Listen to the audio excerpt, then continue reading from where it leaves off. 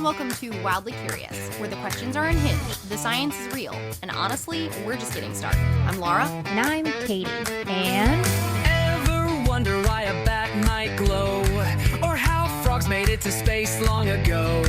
Dinosaurs trained for delivery runs. We're asking the questions, the weird ones. Wildly curious, where science gets strange and kinda hilarious. For nature's wonders to ancient funk, it's facts and fun rolled into one big chunk. Wildly curious, we're just wonderful. Come join the fuss. Minisode number 5 for niche scientists. There is no way I was going to pass this one up because of my own interests. And I was like, I need another Ig Nobel person because now I'm like fascinated with all these Ig Nobel prizes. So the last people we talked about with them, the fluid, that was like an engineering thing. This is a little different. Yes. This is Dr. Susanne Schötz, who is known as the cat lady of Sweden. Of course. There's no way I wasn't going to cover this. So she is a associate professor of phonetics, which is the study and classification of speech sounds at Lund University in Sweden. Interesting. And her specific research interests are how, well, one, more traditional. She's looking at the Swedish language and some dialect versions and things like that. But more interestingly for us, she's looking at phonetic variation in human-animal communication, specifically cats. So how are we communicating and how, not just like the actual communication part, but the sound, the speech of it, the phonetics. Yes. So she's looking at cat-cat and cat-human communication. Her own words, she is interested in the sounds cat use in their vocal communications with other cats and humans and how these sounds are combined and varied and how humans perceive them. That's what she got her Ig Nobel on, was feline communication. So here's some research papers. She's actually maybe the most prolific person that I've covered, with more than 75 articles, book chapters, conference papers, and more. Her book, The Secret Language of Cats, How to Understand Your Cat for a Better, Happier Relationship, seems like a must-have for any cat owner. A Single Formant Explicates the Ubiquity of Meow. That's another paper title. Jeez. Melody Matters, an acoustic study of domestic cat meows in 6 contexts and 4 mental states. And so just like, they're all amazing. Okay? I wanted to talk about just a couple things that she has looked into. One is she created the Meowsic Project. You heard me. Also an awesome name. Yeah. It's a phonetic project aimed at understanding how cats and humans use melody, voice, and speaking style when communicating with one another. So it had the project had 2 studies that were like wrapped up in this. In study 1, they were trying to look at melody, like the intonation of these meows in human-directed and cat-directed vocalizations. So they recorded data from 70 cats in their homes. So like they went to the cat's place where they feel more comfortable so that they could get the full range of speech. And they recorded them interacting with their humans. What they found is that meows in positive and requesting contexts and mental states. So are they happy or they want something? When that's the case, they are short and high rising melodies. So, which, again, some of this, if you have had a cat, you're like, oh, yeah.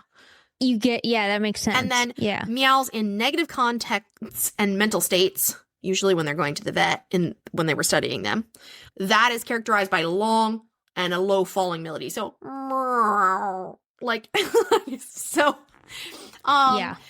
which totally makes sense. Yeah. And then in the second phase of the study, they were looking at how cats perceive different cues in humans. Can they distinguish between humans, styles, things like that? It doesn't seem, from what I was finding, unfortunately, the money ran out for this project because it was being sponsored by someone. So I don't think that they got to the second part of the study. It ended in 2022, but they got so much data from the first study that they were able to draw a lot of conclusions from this, and along with some of her other research. Another study that she did was how humans perceive the intonation from cats. So not just how cats are, like, can we tell the difference? Which anybody who owns a cat is like, oh, yeah. So they looked at whether Yes. humans could correctly classify a food meow versus a vet meow. So again, looking at this rising and falling, and do we understand cat speech? They had 30 listeners, 6 meows of each kind.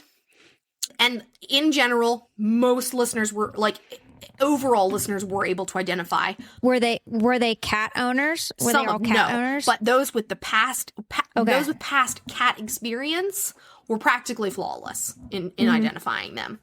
Yeah, listeners, because again, if you have a cat or have had a cat, it is pretty common. Like you can tell. Yeah, you can just tell. Yeah.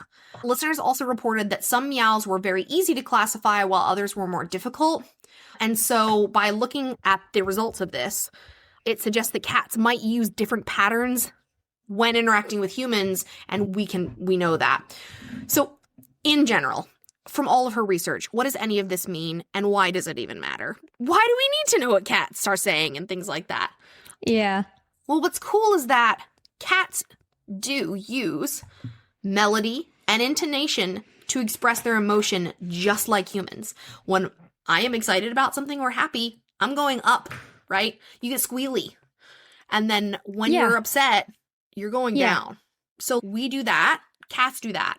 That probably shows some sort of, in general, animal speech pattern, through evolution. We are just programmed to do that. Yeah, interesting. Even if we're not using the same language. It also, they have... is it picked up on? Right. Because they can tell when we're happy and vice versa. Is it a learn? That is the question, because I think it will take more, if we need to do this with dogs and other animals. Is this an animal thing, or is this just cats? Because what they also have discovered is that cats adjust their meows when communicating with humans. So they fine-tune their language to communicate with us, which a lot of cat people have heard this before, but now this is a thing. So domestic cats have much more vocal patterns than wild cats. And I'm not just talking wild, just feral cats are not actually making that much noise. Yes. But as soon as they become domesticated, they're very vocal. So cats get to know their person and what attracts attention, and so they fine-tune their language to be able to do that. Showing, again, a higher level of communication.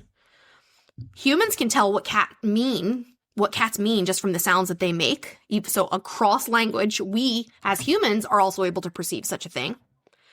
Purring is not just a single sound. Purrs can be different, and they think that there's a spectrum with hidden messages. For example, there's one that they've discovered called solicitation purring, which is when a cat wants something, comes over and starts purring on you. And it is high-pitched, mimicking a baby's cry, which they definitely think is a manipulation that has been evolved. Cats are this gets human attention. I want this, And again, it's not just meows, it's trills and purrs and growls and hisses, and all of them are associated with specific mental states, right? You're not hearing a growling happy cat, you're hearing a growling mad cat. So just like we have certain words and certain language for certain mental states, so do cats. And it's a pretty big mirror. But that there is no universal cat language. Each cat-human pair develops its own dialect. So it is relationship specific. So let's say I died tomorrow and Diggles had to go live with other people. He would adjust his language for his new people, which is amazing. That's what I was going to say. I feel like a lot of this too, because dogs definitely aren't that.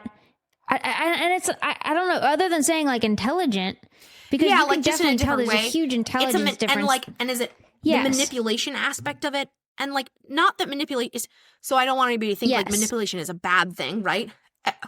It's not, we're always trying to manipulate and influence each other in our everyday speech too, right? Yes. This is just the way that they have figured out. Yes. If I make certain noises, I get my person's attention. She likes that sound, I'm gonna make that sound more. Or I can know in the middle of the night, if Diggle starts crying, he's got different meows. One of them is, I'm gonna throw up, I'm gonna find puke in the morning. One of them is, I'm hungry. And one of them is there's another cat outside. I just know from context at this point, and I can pick up on those different intonations. Yes. So it's really, because one of the cats I had growing up, and my whole family that I grew up with could attest to this, was that my cat had a very specific meow when he was specifically looking for me. Yeah. And it also eerily sounded like mom. Yeah. Like it was creepy. There's a lot of cats that have such close meowing that resembles human speech. It's crazy. Yes, there's like ones that sound like Merv. they're saying hi or please. Yeah, no. Merv the cat is probably one of my favorite social media accounts out there, but he's the one that likes Charles. If you don't follow, if any of you out there that are listening don't follow, I think it is just Merv the cat. But there's like a whole lore, because you can, once you start to follow the account, and it's not a cat with buttons thing. No, it's literally like talking. Constantly sound like he's talking. Mimicking human speech. And so one of the really funny things is, I guess one of the humans, his parents or her parents is a couple, and one of their parents lives in Ohio, and the cat hates Ohio, because to the cat it's like, I gotta go, it's not my house. And so anytime they're like, Merv, we gotta go to Ohio, you hear the cat like like it does not, and it gets all pissed off and it's so mad because it doesn't want to go to Ohio. So yeah, cats definitely pick up, it's a different type of intelligence, because like my dog is smart, but not in the same way cats are. Right, because like close. a dog it's is amazing different. with like smell and spatial intelligence and things. It's just a different type. Cats are just better at communicating, which makes sense considering they domesticated themselves. This is their leg up, right? Like they wouldn't have gotten where they are if they couldn't communicate with us. Yeah. And so this is just their next step to ruling the world and humans. Like this is just and then so like I would say long-term implications for this. One, besides just being freaking cool, and if you have a cat, knowing this stuff makes you a better pet parent. Just absolutely. Looking at human animal communication in general is valuable, because obviously we are also animals and we share this planet with a million animals. If we can figure out how do different species communicate, we can work better together, whether that's a working animal, whether that's a pet, whether that's something that's wild, and then where our own speech comes from. Like, how did that even evolve, and is it common across other species? Yeah. That's really cool. Really cool. All right, guys. So next week we will bring another regular long episode to you. After that, we will have one more mini episode. And make sure you go check us out on Patreon. Support us there if you can. And follow us on social media, Wildly Curious Podcast. And we will talk to you guys next week. See ya.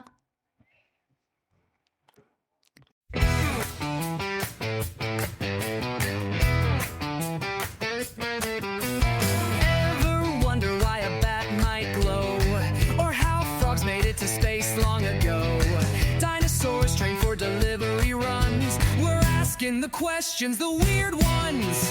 Why